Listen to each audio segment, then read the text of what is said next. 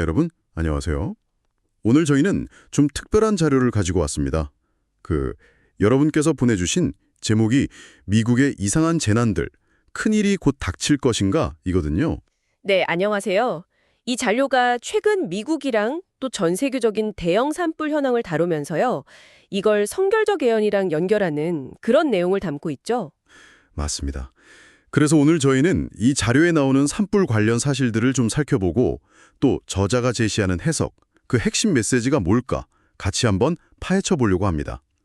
근데 시작부터 좀 놀라운 게 9월 8일 기준으로 미국에서만 대형 산불이 66건이 동시에 나고 있었다는 거예요. 와, 네, 정말 엄청난 숫자죠. 그 부분을 이 자료에서도 굉장히 강조하고 있습니다. 자, 그럼 구체적인 사례부터 좀 들어가 볼까요? 오리건주 상황이 좀 심각했던 것 같은데요. 네. 오리건주 블랙록 산불 같은 경우는 뭐 거의 4만 1,000에이커, 어마어마한 면적이죠. 근데 진화율은 10%밖에 안 됐다고 하고요. 10%요? 와. 이민자 산불도 3만 2천 에이커 이상인데 이건 뭐 초기 진화율이 0%였다면서요? 네, 그랬다고 합니다. 나중에는 좀 잡혔다고는 하는데 그만큼 초반 기세가 정말 무서웠다는 거죠. 와스코, 셔먼, 휠러 카운티 주민들한테는 대피령까지 내려졌고요. 아, 정말 아찔했겠나요? 캘리포니아도 그렇고 뭐 몬태나, 아이다호 이쪽도 상황이 안 좋았다고 하던데요. 맞습니다.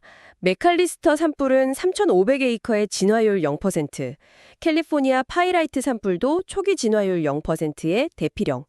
게다가 북부랑 중부 캘리포니아에는 24시간 동안 낙뢰가 10,000번 넘게 쳐서 산불이 22개나 새로 생겼다는 언급도 있고요. 10,000번이요? 하루 동안요? 네.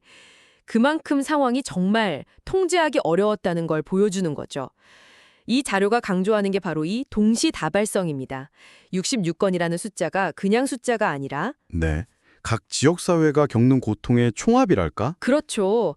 그래서 산불은 나무만 태우는 게 아니라 공동체, 기억, 미래를 태운다. 이런 표현을 쓰더라고요. 이재민 발생하고 생계수단 파괴되고 그 표현이 정말 와닿네요. 단순히 불 끄는 문제가 아니군요. 네. 장기적인 영향도 심각하다고 지적합니다. 토양 황폐화는 기본이고 잿더미가 식수원을 오염시키고 대기질 악화로 건강 문제 생기고 보험 청구 문제나 뭐 경제적인 부담도 엄청나겠고요. 맞습니다. 복구 자체가 굉장히 어려운 거죠. 근데 이게 비단 미국만의 문제는 또 아니라고 하죠. 네, 그 점도 분명히 짚고 넘어가요. 자료 보면 지중해 연안 국가들, 포르투갈, 이탈리아, 터키, 몬테네그로 여기도 심각했고 그렇죠. 뉴스에서 많이 봤어요. 네. 그리고 캐나다, 호주, 남미 일부 지역까지도 산불로 고통받고 있다고요. 특히 남유럽은 막 섭씨 43도 넘는 폭염에다가 강풍까지 부니까 최악의 조건이었겠네요. 네, 그래서 자료에서는 이걸 기후 조건의 몰로토프 칵테일이라고 표현하더라고요. 언제 터질지 모르는 폭탄 같다는 거죠. 몰로토프 칵테일이라 강렬한 표현이네요.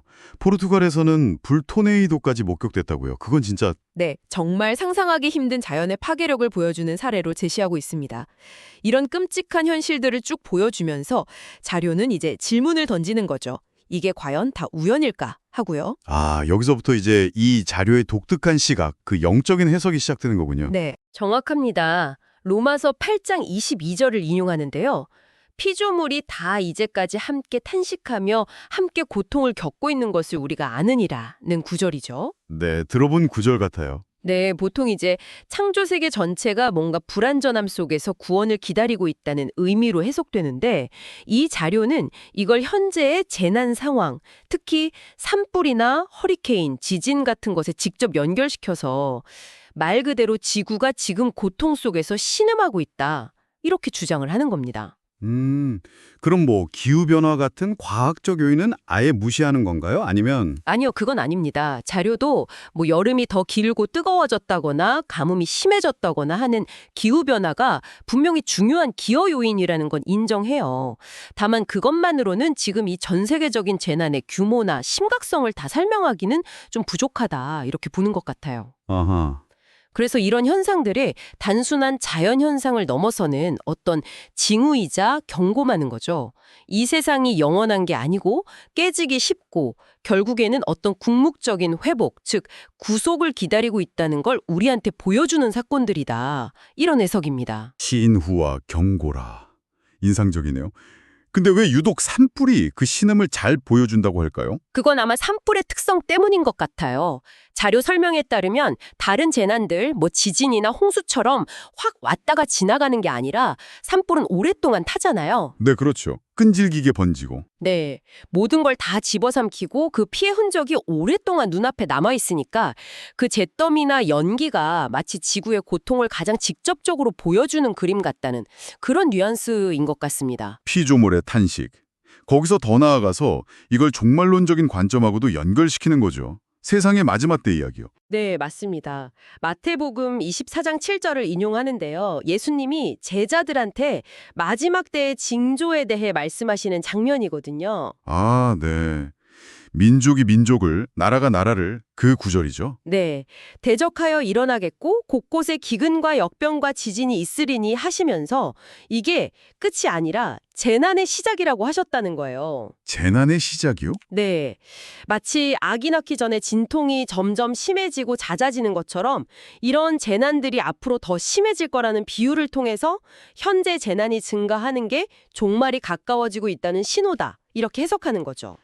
피조물이 인류가 무시할 수 없는 경보를 울리고 있다는 표현도 있던데요. 긴박감이 느껴지네요. 네. 근데 여기서 중요한 건 이 자료가 그냥 두려워하라는 게 아니라 분별력을 가지라고 요구한다는 점이에요. 분별력이요? 네.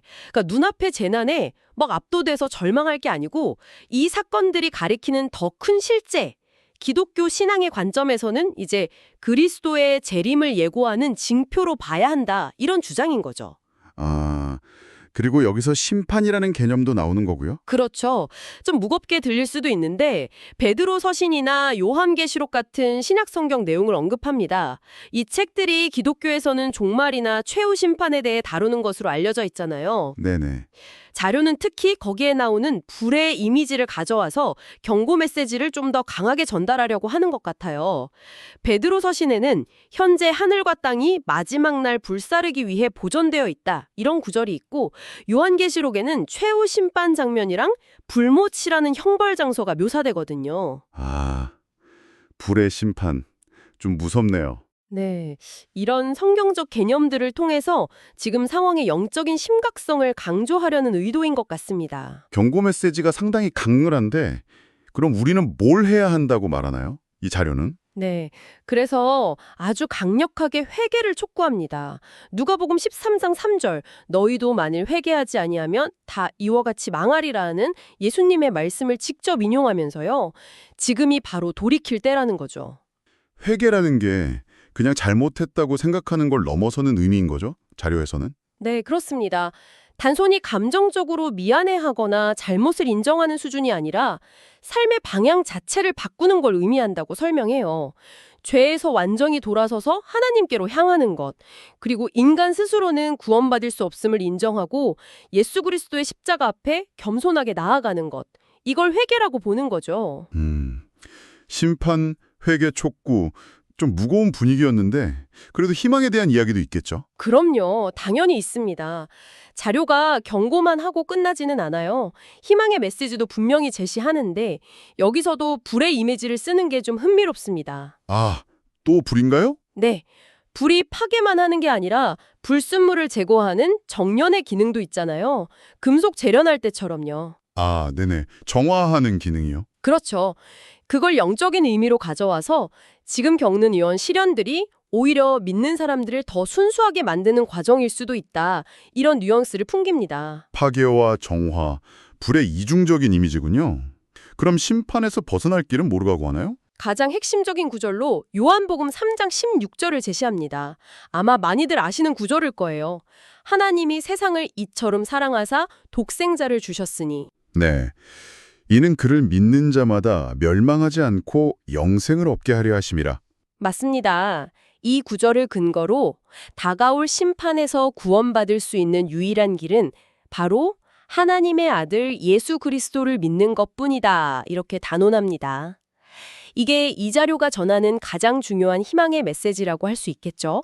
그럼 믿는 사람들에게는 지금 이런 고통 속에서도 어떤 위안 같은 게 있다는 건가요?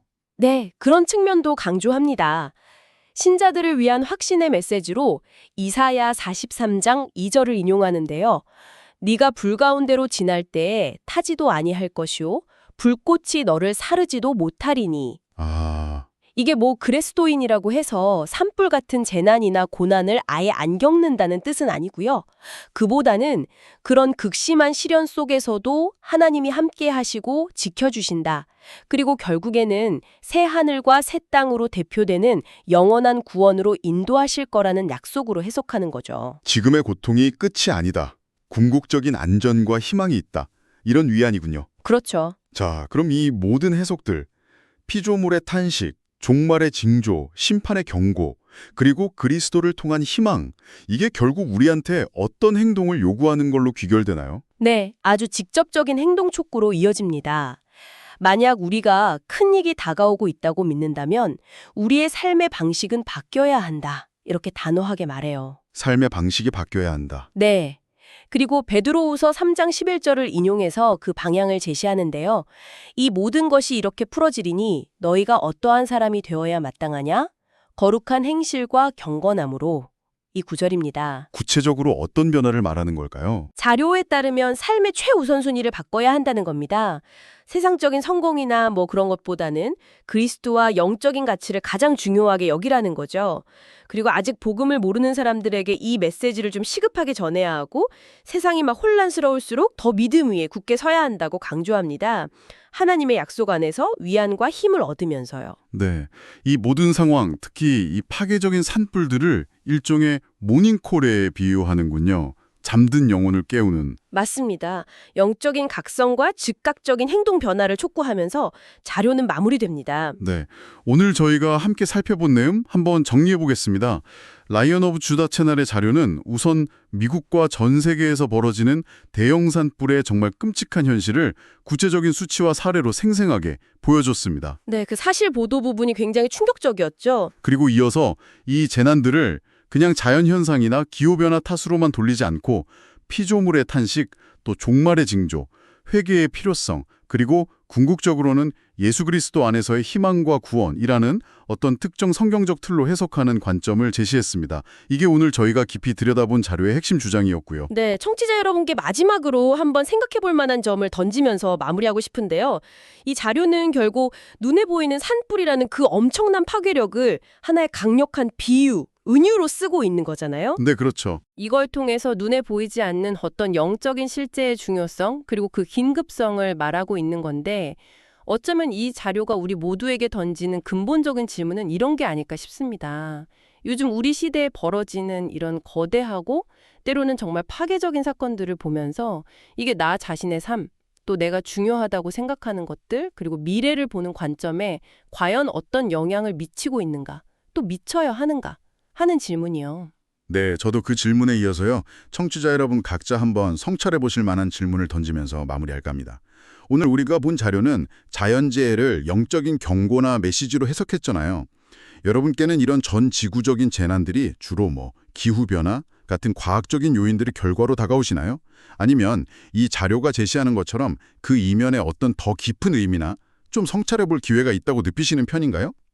이런 사건들이 혹시 여러분의 삶의 방식이나 우선순위를 다시 생각해보게 만들지는 않는지 한 번쯤 돌아보시면 좋겠습니다.